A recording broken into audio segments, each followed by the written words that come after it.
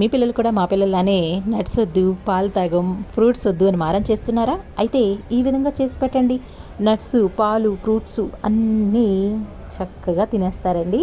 ఎలాగంటే వీడియోని చూసేయండి. ఇలా ఒక గిన్నెలోకి అయితే నేను 4 స్పూన్ల వరకు ఓట్స్ని తీసుకున్నానండి. వాటితో పాటు డేట్స్ని తీసుకున్నానండి. ఒక అరడజన్ వరకు గింజలను తీసేసుకున్నాను. ఎండు ఖర్జూరాలను ఒక 5 తీసుకుని శుభ్రంగా కడిగేసి ఆ తర్వాత గింజలను కూడా తీసేసి పక్కన పడేసాను.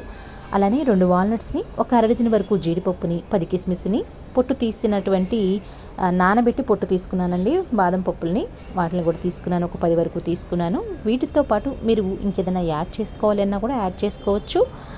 చూస్తున్నారు కదా, వీటిలన్నిటిని కూడా నేను ఓట్స్ తీసుకున్నాను కదా, వాటిల్లోకి అయితే వేసేసుకుంటున్నానండి. వేసేసుకుని కాచి చల్లర్చిన పాలైనా పర్వాలేదు, లేదంటే కొంచెం గోరువెచ్చగా ఉన్న పాలైనా పర్వాలేదండి. ఇవి మునిగే వరకు పాలైతే పోసేసుకోవాలి. పాలు పోసేసి మూత పెట్టి ఒక 10 నిమిషాలు అలా వదిలేయండి. మరి 5 నిమిషాల్లో బ్రేక్ఫాస్ట్ చేసుకోవచ్చు అని 10 నిమిషాలు చెప్తున్నాను ఏంటా అని అనుకుంటున్నారా? మరి మార్నింగ్ లేవగానే ఇడ్లీలు, దోశలు, పూరీలు వీటికి ఎక్కువ టైం పెట్టే కంటే అవి ఏమంత హెల్దీ కాదు. అందులోనూ చట్నీస్ లేకపోతే పిల్లలు అస్సలు తినరు కదండి. అలా శ్రమపడి వాళ్ళు తినకపోతే మనం కొంచెం ఫీల్ అవుతూ ఉంటాం కదా. అలా ఫీల్ అవ్వకుండా అందులోనూ వాటికంటే ఇవి హెల్దీ కాబట్టి ఇలా ట్రై చేసి చూడండి. చాలా టేస్టీగా ఉంటుంది. పాలు, నట్స్, ఫ్రూటు అన్నీ మన పిల్లల పజ్జల్లోకి అయితే ఈజీగా పంపించేయచ్చండి. మరి చూస్తున్నారు కదా, ఈ విధంగా నానబెట్టుకొని పక్కన పెట్టేసేసుకోవాలి. చక్కగా 10 నిమిషాల తర్వాత చూస్తే నానిపోయి బాగుంటాయండి. ఈ 10 నిమిషాల గ్యాప్లో మనం ఏదైనా పని అయితే ఇంట్లో ఏవోటి ఉంటూ ఉంటాయి కదా, పిల్లలకి స్నాక్స్ అని, లేదంటే లంచ్ బాక్స్ అని, ఇలా ఏవో ఒకటి మనం రెడీ చేసేసుకోవచ్చు.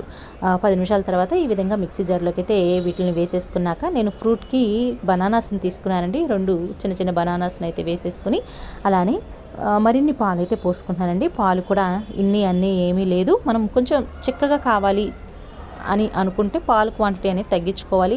పలచగా తాగితే బాగుంటుంది అని అనిపిస్తే కనుక పాలు యాడ్ చేసుకోవాలి. అంతేనండి. స్వీట్నెస్కి ఇందులో నేను ఏమీ వేయటం లేదు. ఖర్జూరాలు, కిస్మిస్, బనానా ఉంది కాబట్టి ఆ స్వీట్నెస్ సరిపోతుంది. మీకు సరిపోదు అనుకుంటే హనీ యాడ్ చేసేసుకోండి. 5 నిమిషాలు మిక్సీ, అంతకుమించి టైం పట్టదు కదా. మరి పాలతో రెసిపీ అయిపోయింది. మరి పెరుగుతో రెసిపీ చూసేదండి. ఒక గిన్నెలోకి అయితే 3-4 స్పూన్ల వరకు పెరుగుని తీసుకుంటున్నానండి. పుల్లటి పెరుగు అయితే అస్సలు బాగోదు ఈ రెసిపీకి. కొంచెం చిక్కగా ఉన్నటువంటి పెరుగునైతే తీసేసుకుని దీంట్లోకి టేస్ట్ తగినట్లుగా సాల్ట్, కొంచెం వేయించినటువంటి జీలకర్రని మిక్సీ పట్టినటువంటి పొడిని ఒక చిటికెడైతే తీసుకున్నాను. మరి దీనిలోకి కొంచెం షుగర్ వేసుకుంటేనే నాకు తినబుద్ధి అవుతుందండి. అందువలన ఒక చిటికెడ వరకు షుగర్ని వేసుకున్నాను. ఇది పూర్తిగా ఆప్షనల్. వేసుకున్నాక ఒకసారి బాగా మిక్స్ చేసుకుంటే పెరుగు గడ్డలుగా ఉన్నది కాస్త క్రీమీగా అయిపోతుందండి. ఆ తర్వాత 2 స్పూన్ల వరకు ఓట్స్ సరిపోతాయండి. చక్కగా స్టమక్ ఇది తిన్నాక ఎంత చల్లగా నిండుగా అనిపిస్తుందో, అసలు ఆ డే నాకు ఆకలి కూడా అనిపించలేదండి. ఇలా బాగా ఓట్స్, పెరుగు బాగా మిక్స్ చేసుకుని మూత పెట్టి 10 నిమిషాలు పక్కన పెట్టేసేసేయండి. ఈలోపు మీడియం సైజులో ఉన్నటువంటి ఒక చిన్న ఉల్లిపాయనైతే తీసుకుని, అలానే ఒక చిన్న క్యారెట్ ముక్కని, ఒక చిన్న కీరా ముక్కని, ఒక 2 పచ్చిమిరకాయలని తీసుకుని ఈ విధంగా సన్నగా అన్నిటినీ కూడా కట్ చేసుకున్నాను. క్యారెట్ని తురుముకున్నాను. మీకు ఇంకా కావాలి అనుకుంటే బీట్రూట్ తురుమును కూడా వేసుకోవచ్చు. కాకపోతే ఆ కలర్కి నాకు అంత తినాలనిపించక నేను బీట్రూట్ని అయితే వేయలేదులేండి. వీటిని అయితే నేను వేసేసుకుని ఈ పెరుగు, ఓట్స్ దాంట్లోకి బాగా మిక్స్ చేసుకుంటున్నానండి. దీనిలో కొంచెం గట్టిగా అనిపించి కొన్ని వాటర్ అయితే పోసుకున్నాను. మీరు పెరుగు కావాలి అనుకున్న పెరుగు వేసుకోవచ్చు, లేదంటే మజ్జిగ, కంప్లీట్గా మజ్జిగతో కూడా చేసుకోవచ్చు. అది కూడా బాగుంటుందండి. పెరిగే వేసుకోవాలని ఏమీ లేదు, మజ్జిగతో కూడా చేసుకోవచ్చు. అది కూడా చాలా టేస్టీగా ఉంటుంది. మరి ఈ విధంగా నేను కూరగాయ ముక్కల మాటలను కూడా వేసేసుకుని తర్వాత బాండి ఏదైనా పాన్ కానీ పెట్టుకుని 1 స్పూన్ నెయ్యి అయితే వేసుకున్నానండి. నెయ్యి మంచి ఫ్యాటే కాబట్టి వేసుకోవచ్చు, ఎక్కువ కాదు. ఒక చిన్న స్పూనుడే కాబట్టి ప్రాబ్లం అయితే ఏమీ లేదులేండి. పోపులోకి నేను పల్లీలు, జీలకర్ర, ఆవాలు, పచ్చెనపప్పు, కొన్ని జీడిపప్పు, తర్వాత కరివేపాకు వేసుకున్నానండి. ఇంగువ అవన్నీ ఇందులో ఏమీ వేయలేదు.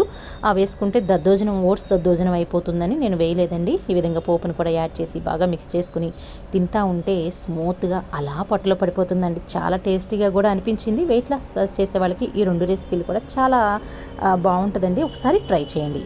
ఈ రెసిపీలు కనుక మీకు నచ్చినట్లయితే ఒక చిన్న లైక్ ఇచ్చి, సబ్స్క్రైబ్ చేయని వాళ్ళు మన ఛానల్ని సబ్స్క్రైబ్ చేసుకుని సపోర్ట్ అయితే ఇస్తారనుకుంటున్నానండి. మరి ఈ రెసిపీస్ ఎలా ఉన్నాయో కామెంట్ చేస్తారు కదా.